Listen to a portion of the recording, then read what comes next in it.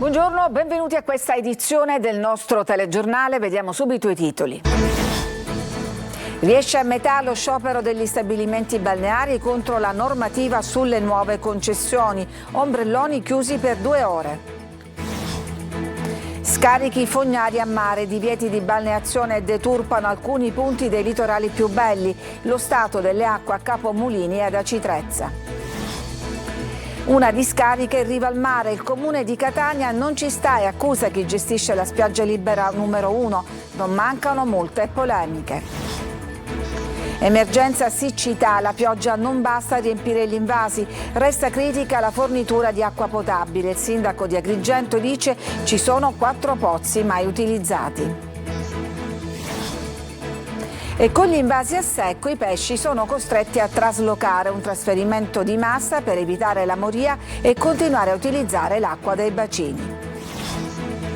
Si realizza un sogno per i lavoratori dell'ex Blutech dopo l'approvazione del piano di occupabilità in Sicilia. Il ministro Urso, nessuno resterà indietro.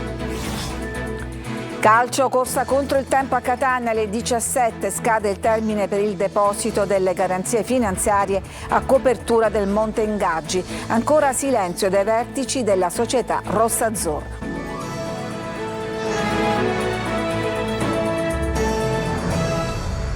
Sciopero dei balneari a macchia di leopardo in Sicilia, riesce a metà la protesta contro la decisione del governo di mettere a gara le concessioni per gli stabilimenti senza regole chiare. Siamo andati a Mondello con Marco Gullà.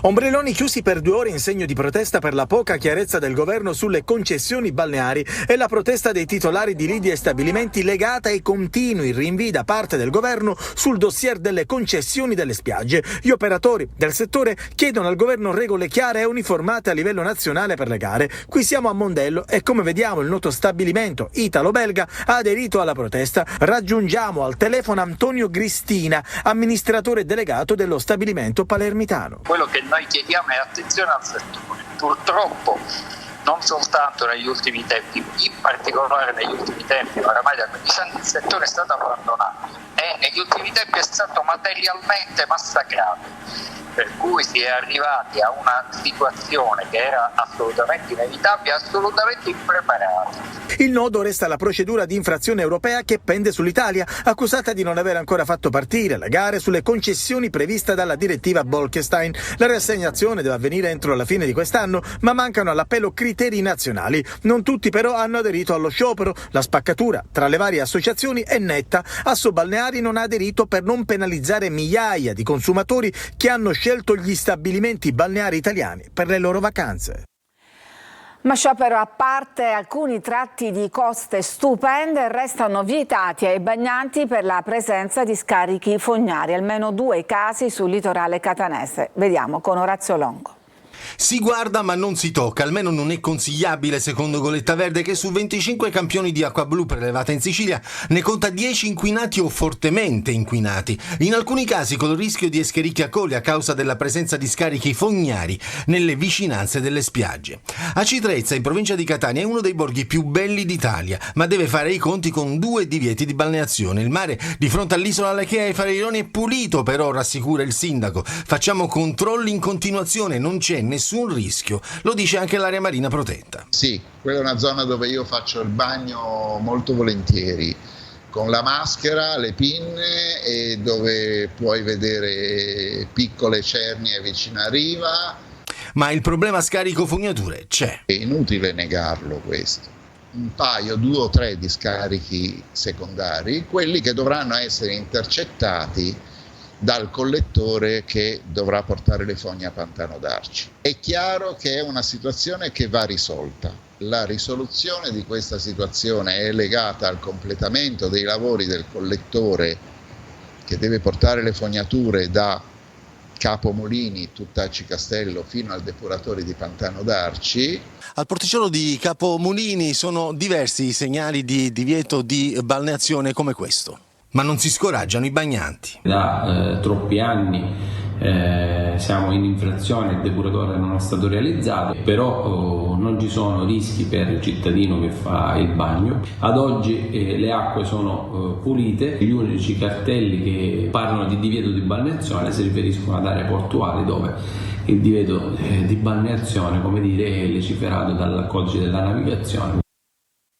E se non è sporco il mare, è sporca la spiaggia, come alla spiaggia libera numero 1 della Playa di Catania, dove c'era una mega discarica con scambio di accuse e polemiche. Tonino De Mara.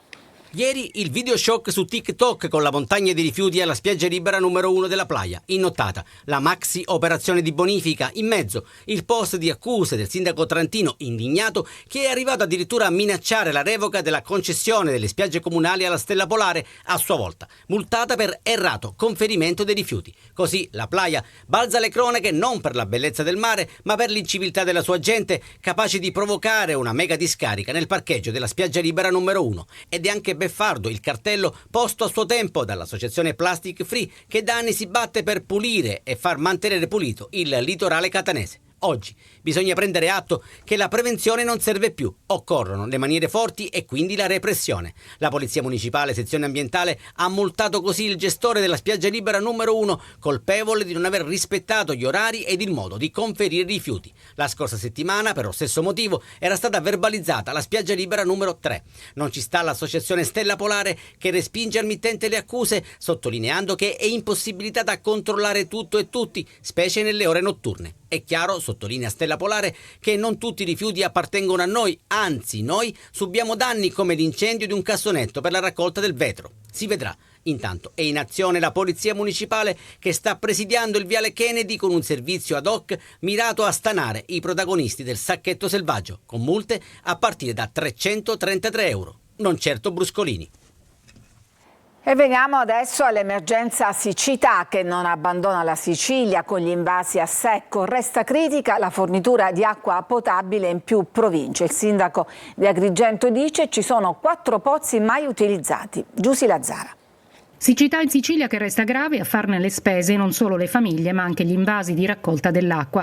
Solo nel Palermitano il lago di Piana degli Albanesi ormai quasi a secco, ridotto a una pozzanghera, così anche a Rosamarina e a Caccamo per metà asciutto. Grave la situazione nell'invaso Poma, dove le colonnine di segnalazione sono scoperte con una perdita di quasi 12 milioni di metri cubi. E non sono bastate le piogge di questi giorni per far salire il livello degli invasi ormai a secco, qualche beneficio solo per l'agricoltura. Del Calatino le piogge hanno portato un beneficio in una zona dove ormai la scarsità di acqua è diventata molto grave. Queste piogge porteranno benefici alle riserve idriche, al momento non sono attesi grossi apporti agli invasi proprio perché i terreni sono molto secchi. Enna, Caltanissetta e Agrigento, qui in particolare si soffre ormai da mesi per l'assenza di acqua nelle case. Sono scesi in 3.000 nella marcia di protesta per chiedere interventi urgenti. Adesso anche il sindaco di Agrigento non ci sta. Ho anche individuato 4 pozzi nel territorio di Santo Stefano di Quisquina, scusate, pozzi esistenti ma mai utilizzati. Ecco perché io è vero che non parlo, ma io le note che faccio non le pubblico. Già più di una settimana fa questa nota è stata inoltrata a Palermo. Questi 4 pozzi, ripeto, sono esistenti, devono soltanto essere incanalate nelle nostre condutture. Ed è stata un'estate segnata anche dalle polemiche sulla gestione dell'acqua. Per tamponare il problema dell'emergenza idrica a Castellammare del Golfo, nel Trapanese, il sindaco Giuseppe Fausto ha firmato un'ordinanza che autorizza per un mese il trasporto dell'acqua non potabile prelevata da pozzi privati destinata a abitazioni civili, ristoranti, bar e alberghi, ed è scontro con l'ASP di Trapani che non ritiene sostenibile l'uso per possibili residui inquinanti proprio contenuti nell'acqua.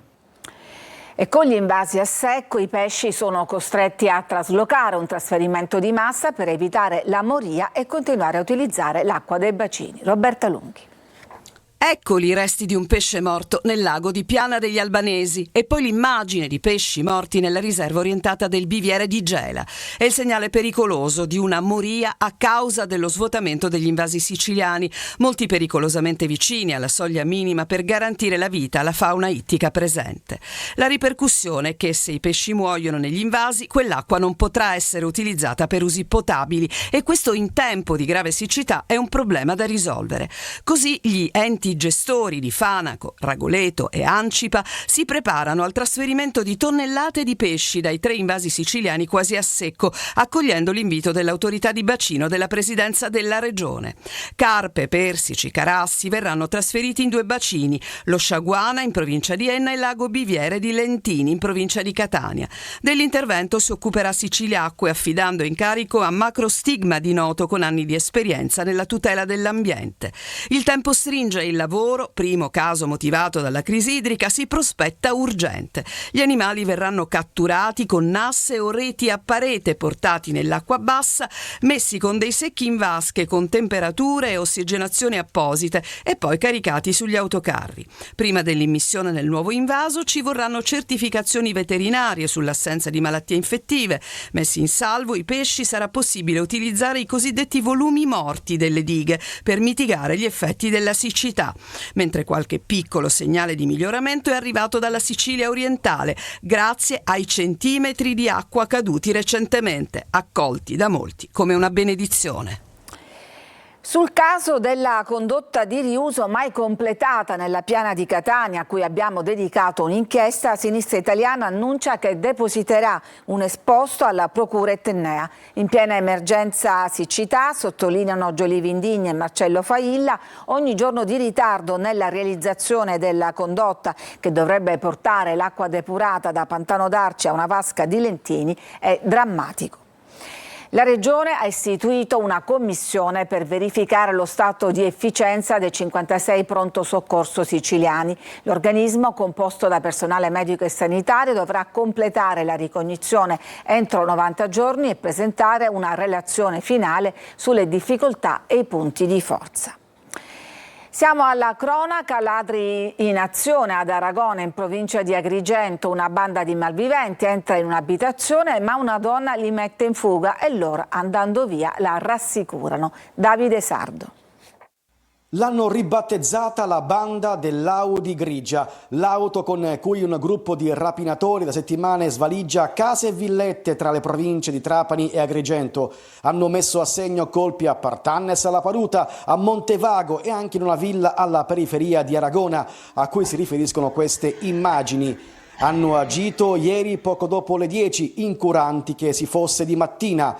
Le telecamere di videosorveglianza hanno registrato il blitz, il sopralluogo dell'Audi. Poi uno dei 3, a viso scoperto, suona il campanello per accertare se ci siano persone dentro. Non risponde nessuno. Un cane abbaia, ma loro non si impauriscono e gli spruzzano qualcosa addosso per tenerlo a bada. Forzano il cancello elettrico, irrompono in casa, ma si imbattono per sorpresa in una donna che urla a squarciagola, convincendoli a desistere. Prima di andarsene, i ladri addirittura la rassicurano. I video sono al setaccio dei carabinieri. Si realizza un sogno per i lavoratori dell'ex Bluetech dopo l'approvazione del piano di occupabilità in Sicilia. Nessuno resterà indietro, ha detto il ministro Urso. Desiree Ferlito. Per noi che siamo addetti ai lavori, vivere queste emozioni di questi giorni sembra di essere all'interno di un sogno. Dopo 13 anni questo stabilimento ha la possibilità di ripartire ed è diventare di nuovo un polo produttivo per come noi lo conoscevamo. È un risveglio pieno di sogni per i 533 lavoratori ex Bluetech dopo l'approvazione del piano di occupabilità in Sicilia, che destina 30 milioni di euro del Fondo Sociale Europeo per chiudere una vicenda fatta di incertezze e delusioni lunga 12 anni. Possa dare sviluppo al territorio anche per i nuovi giovani, ma soprattutto anche per quei lavoratori dell'indotto che sono stati i nostri colleghi che sono rimasti fuori dal tessuto produttivo e quindi avere anche loro un'opportunità. 350 ritorneranno a lavorare, saranno assunti dal gruppo Pelligra, aggiudicatario del bando, con l'impegno della Regione a supportare la loro riqualificazione. Per 183 lavoratori, considerati in eccedenza, la pensione anticipata. Questo è il verdetto definitivo dopo 12 anni di cassa integrazione ordinaria e straordinaria fra Fiat e Blutech per i lavoratori dello stabilimento di Termini Imerese.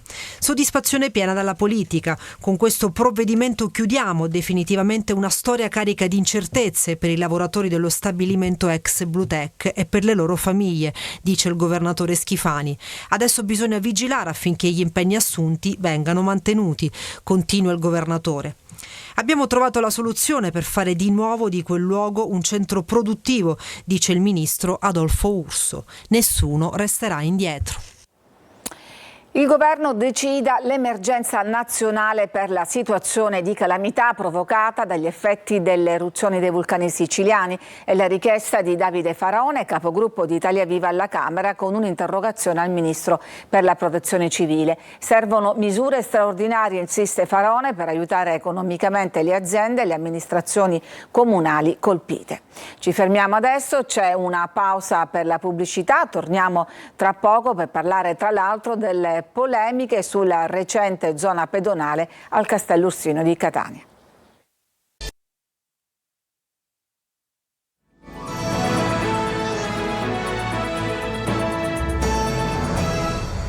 Si fa strada l'ipotesi di un referendum per abolire la ZTL, la zona pedonale recentemente introdotta al Castello Ursino. Sentiamo Tonino De Mano. Un referendum per abolire la ZTL a Castello Ursino. Lo chiedono a gran voce cittadini e commercianti che già nutrivano forti perplessità sulla chiusura al traffico del perimetro di Piazza Federico II di Svevia. Ad un mese di distanza dall'avvio della pedonalizzazione, i dubbi sono più che fondati, divenendo una triste realtà. A Catania pedonalizzare corrisponde a penalizzare. Guardate la piazza. Almeno c'è un calo del 50%. Questa piazza da giugno è deserta e la tendenza è a desertificarsi ancora di più. A parte qualche eccezione legata ad alcuni eventi organizzati dal comune di Catania, la zona del Castello Ursino resta desolatamente vuota e quando andranno via gli ultimi turisti, cioè a settembre, la situazione sarà drammatica, con numeri da profondo rosso. E certe pedonalizzazioni, soprattutto in aree come il Castello Ursino, che si fanno parte del centro ma sono più defilate, rischiano di creare il risultato opposto da quello voluto. Serve un piano del traffico alternativo ed una viabilità che preveda un migliore utilizzo dei mezzi pubblici nelle aree sottoposte a chiusura, altrimenti si corre il rischio che altre saracinesche si abbassino per sempre, mettendo a rischio altri posti di lavoro in una città che certo non brilla alla voce occupazione. Restiamo a Catania, da anonimo parcheggio in asfalto a spazio moderno incastonato nel barocco. Così si presenta oggi Piazza Cardinale Pappalardo, già Duca di Genova, a 300 metri da Piazza Duomo. L'intervento di riqualificazione ha previsto una nuova illuminazione a LED e una parte pedonalizzata. Per la presenza di reperti archeologici nel sottosuolo non è stato possibile piantumare alberi, ma le panchine circolari fungono anche da vasi di grandi dimensioni. La pavimentazione ha caratteristiche drenanti per assorbire l'acqua in caso di pioggia, una nuova bellezza, insomma, destinata a diventare meta dei tanti turisti che attraversano a piedi il centro storico, ha commentato il sindaco trantino. La voce di Fiorella Mannoia, accompagnata da un'orchestra sinfonica, questa sera alla Villa Bellini di Catania. Le donne, come sempre, al centro del suo universo musicale. Roberta Lunghi.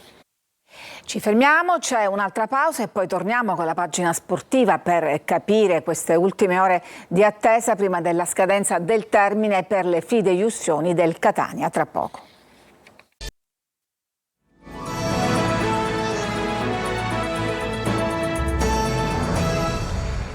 Sono ore di grande attesa in città per il futuro del Catania. Scade oggi infatti il termine per il deposito delle garanzie finanziarie del club rossazzurro.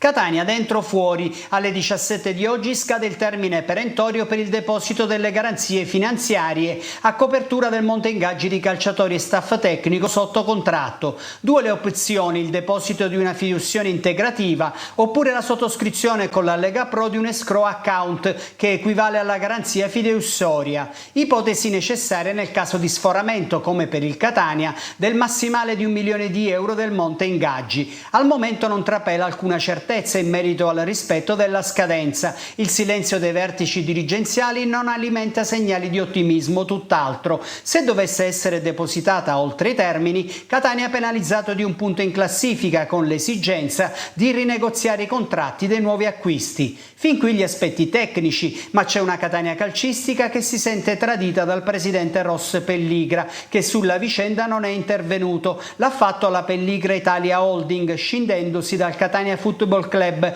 e alimentando nuovi dubbi e incertezze. Delusi i tifosi che hanno sottoscritto l'abbonamento per un Catania da protagonista e invece il budget è stato ridotto del 40%. Delusi anche Toscano e Faggiano, che hanno scelto Catania per prospettive di vertice. La vicenda diventa anche caso politico. Il deputato regionale MPA Castiglione, rivolgendosi in una nota a Pelligra, chiede che sia rispettoso della fiducia accordata dai catanesi e che faccia chiarezza sulle vere intenzioni del suo gruppo imprenditoriale nei confronti del Catania, ricordando gli sforzi della politica per ammodernare lo stadio Massimino, divenuto anche sede del club. La città e la tifoseria meritano risposte concrete, conclude Castiglione.